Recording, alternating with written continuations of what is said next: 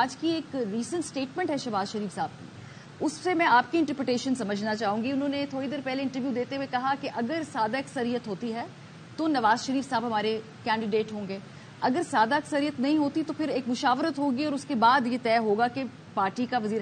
How do you interpret it, خاص طور پہ الیکشن سے ایک رات پہلے کیسا ایز این اپوننٹ کیا سمجھ آتی ہے اس سے؟ میں سمجھتا ہوں کہ یہ نون لیگ کے کارکن کے ساتھ ایک دھوکہ کیا گیا ہے. سامنے انہوں نے میاں صاحب کو رکھا ہے اور شاید ارادہ کسی اور کو لانے کا ہے. Time will tell. Because fundamentally whether you're a coalition or not, it doesn't matter. جو بھی لیڈ پارٹی ہے ان کا مرضی ہے جو ان کا وزیر اعظم کا کینڈیڈیٹ ہو اپنا جماعت کا.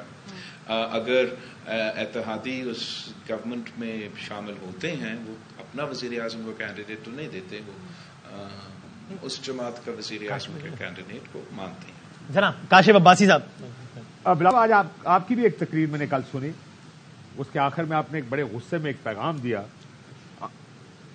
آپ نے ٹویٹر کا کوشچن ہے؟ نہیں، آپ پوچھا. آپ نے کہا اگر ووٹ چوری کیا گیا تو میں جانتا ہوں کہ کون ہو اور میں وہ حال کروں گا کہ آپ عمران خان کو بھول جاؤ گے. کس کو کہہ رہے تھے، کیوں کہہ رہے ہیں؟ جہاں تک ایک تو you should never react in anger in politics. That is just overall principle جو کہ مجھے بھی سیکھنا چاہیے، سب کو سیکھنا چاہیے. میں اپنے تقریر میں تو میاں صاحب سے ڈائریکٹلی کہہ رہا تھا.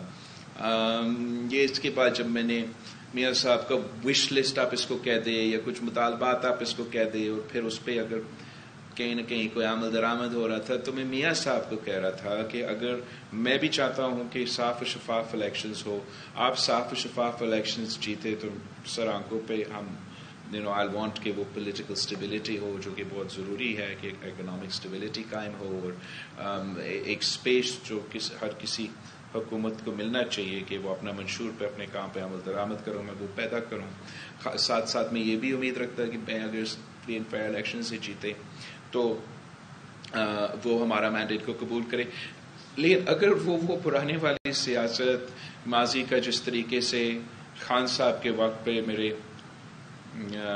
ووٹ پہ ڈاکہ مارا گیا، اگر اس طریقے سے کردار کیا جاتا ہے اور میاں صاحب پھر ایکسپیکٹ کرتا ہے کہ میں اس قسم کا شرافت دکھاؤں تو پھر وہ ایسے نہیں ہوگا. میں وہ پیغام دے رہا تھا. انفیکٹ ساتھ میں نے یہ کہا کہ خان صاحب کو میں نے پہلے دن پہ سلیکٹڈ کہا اور وہ پھر نہیں چل سکا، اور اگر میرے ساتھ بھی میاں صاحب یہ روایہ رکھنا چاہتا ہے تو پھر وہ مطلب میاں صاحب خان صاحب کو بھول جائیں گے. You have a question? I have a question. دو کلیریفیکیشن دے دیجیے گا. آپ نے کہا کہ قید کو رہا کروں گا اگر موقع ملے، حکومت بنائی، وزیر اعظم بنا، یہ 9 مئی کے قیدیوں کے حوالے سے آپ بات کر رہے تھے.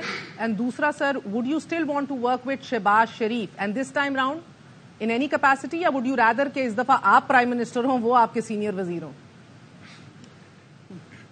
جہاں تک آپ کی جو سیاسی قیدی کی سوال ہے، بہت اچھا سوال. پاکستان پیپلز پارٹی کی جو تاریخ ہے وہ اس کا ثبوت دیتی ہے کہ جب بھی ہم حکومت میں آئے ہیں ہمارے دور میں کب کوئی سیاسی قیدی نہیں رہا. شہید محترمہ بینظیر بھٹو جب وزیر اعظم بنی تو the first order she passed as prime minister was for to free the political workers جو کہ سیاسی قیدی تھے. صدر زرداری صدر بنے اور اس سے پہلے جب گیلانی صاحب وزیر اعظم بنے تو اس کا بھی اوپننگ سپیچ میں سیاسی قیدی کو رہا کیے گئے.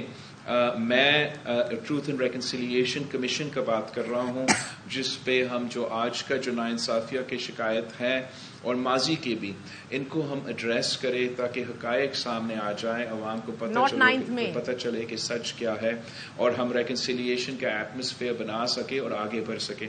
جہاں تک مئی 9 کے واقعہ ہے یا کوئی ایسے واقعہ جہاں کوئی سزا یافتہ ہو تو پھر آئی تھنک کہ any governments hands will be tied کہ وہاں تو پھر اپیل کے قانونی جو طریقہ کار ہے وہ یہ کہ جو عدالتی فورمز ہے وہ وہاں اپیل کرنا پڑے گا. Obviously جہاں تک میں 9 تھا وہ ایک تاریخی ایک بہت ہی افسوسناک اور خطرناک قدم جو خان صاحب نے اور پی ٹی آئی کے لوگوں نے اپنایا تھا. اس وقت میں نے اس وقت بھی فلوریڈا ہاؤس پہ کھڑا ہو کر کہا کہ خان صاحب کی اپنی فیصلوں کی وجہ سے اس نے اپنی پارٹی کو اپنے کارکنوں کو لیکن اپنی پارٹی کو بند گلی میں دھکیل دیا ہے.